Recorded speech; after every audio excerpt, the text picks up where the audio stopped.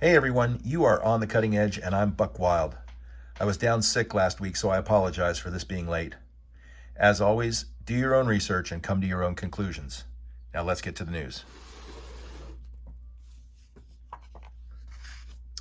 This first story is from Breitbart.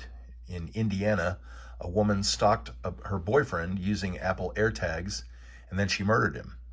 She didn't use an AR-15, she ran him over with her vehicle. So what will we do now? Will we ban AirTags and ban all vehicles?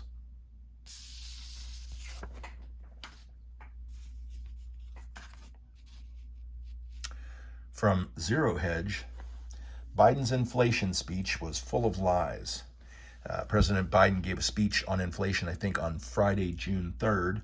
And among other things, he said that families are carrying less debt, that their savings are up, and they feel more financially comfortable. I don't know. How do you feel about it? What do you think?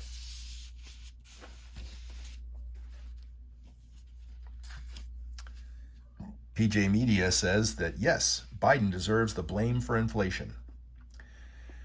Former Obama advisor Steve Ratner argued that inflation has been driven by the government putting too much money in people's pockets.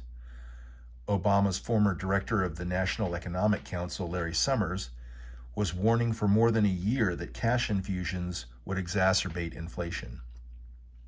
Amazon's Jeff Bezos pointed out that the administration tried hard to inject even more stimulus into a, quote, already overheated inflationary economy.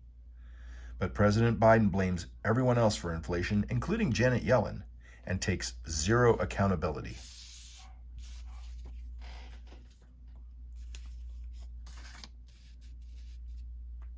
From the Gateway Pundit, President Biden is set to outpace his predecessors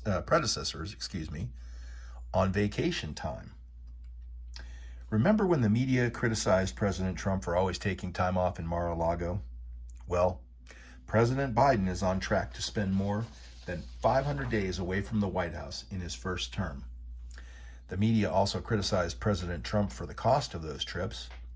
Well, I just discovered that flying Air Force One costs $177,000 an hour, and filling up the fuel tanks, 53,000 gallons just to fill that sucker up.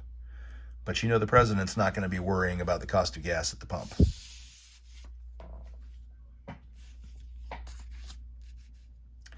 This is from Zero Hedge. Paxlovid can cause rebound COVID symptoms.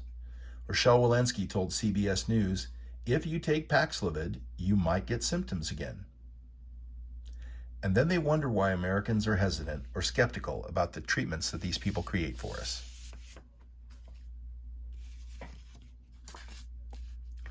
Well, since we mentioned the president's speech on inflation, from Breitbart, 1/3 of Americans making $250,000 a year are living paycheck to paycheck.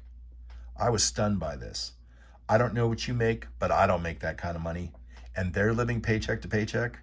That concerns me. And it also begs the question, can this next statement be true?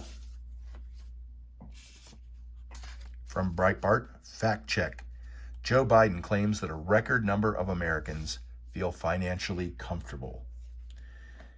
He said that more Americans report feeling financially comfortable since this survey began in 2013.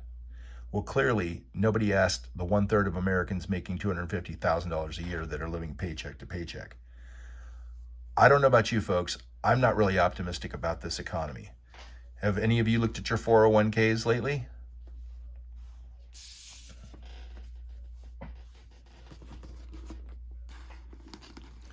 Well, everybody, listen, I know that the news can be depressing and frustrating, frankly. One of the things that sticks in my head is Psalm 20, verse 7. Some trust in chariots and some in horses, but we trust in the name of the Lord our God. I think it's important this month that we take the time to honor those men in our lives that have helped us to grow into the adults that we have become. Additionally, we should also make time to thank our Heavenly Father for sending His Son Jesus to die on the cross for us and offering us eternal salvation. That's my 2 cents for now, folks. Have a great day, and thanks for watching.